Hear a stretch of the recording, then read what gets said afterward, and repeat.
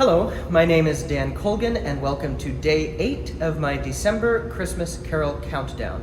I'm coming to you from Gloria Day Lutheran Church in Olympia, Washington. If you are just tuning in for the first time today, you can find daily videos for the month of December. They are located both on my personal Facebook page as well as on the church's website, www.gloriadeyolympia.org. There's a little Christmas Carol Countdown tab, and you can also find them on the Dan Colgan Gloria Day Lutheran Church YouTube channel. The carol I would like to look at today is Luther's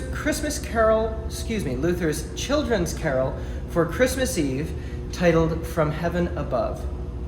First appearing in 1534 or 1535, Luther wrote 15 verses of this, 14 of which are included in our Lutheran hymnals today. In case you're wondering, the omitted verse was the verse for New Year's Day. The version which we have printed here was translated for English use by Catherine Winkworth. Martin Luther lived from 1483 to 1546, and as you probably know, was the founder of the Protestant Reformation.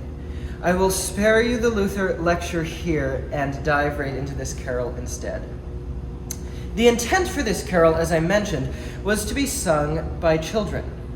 In 1534, Luther's own children were just old enough to sing it, so some scholars believe that this was written as a miniature Christmas pageant to be performed with the family. The first 5 verses are the angel's announcement, likely given to a soloist angel, and the rest of the verses are various ways in which we respond to the announcement of Christ's coming, likely to be sung by all.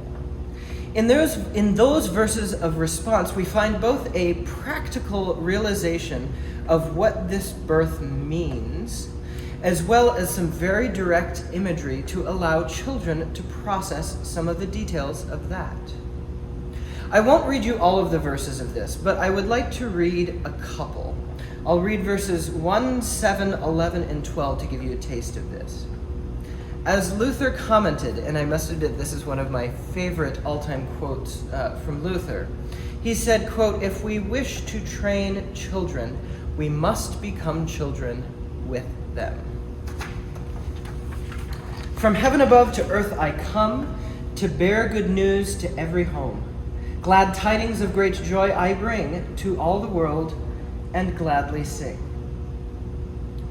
Look, dear friends, look over there. What lies within this manger bare? Who is that lovely little one? The baby Jesus, God's dear Son. For velvets soft and silken stuff, you have but hay and straw so rough, on which as king so rich and great, to be enthroned in humble state. Ah, dearest Jesus, holy child, prepare a bed soft, undefiled, a quiet chamber in my heart, that you and I may never part."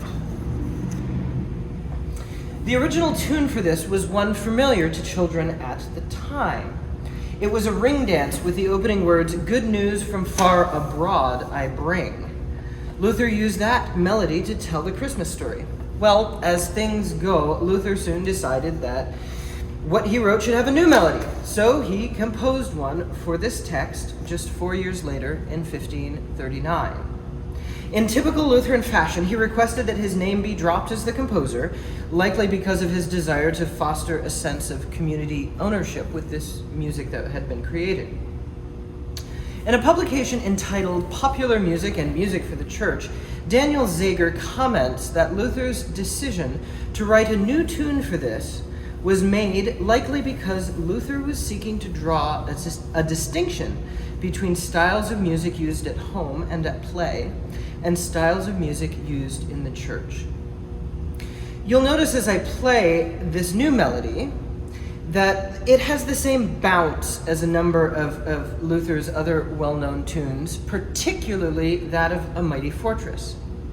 The carol here also shares a number of remarkable similarities in the melody line of A Mighty Fortress as well. This is Luther's children's hymn for Christmas Eve.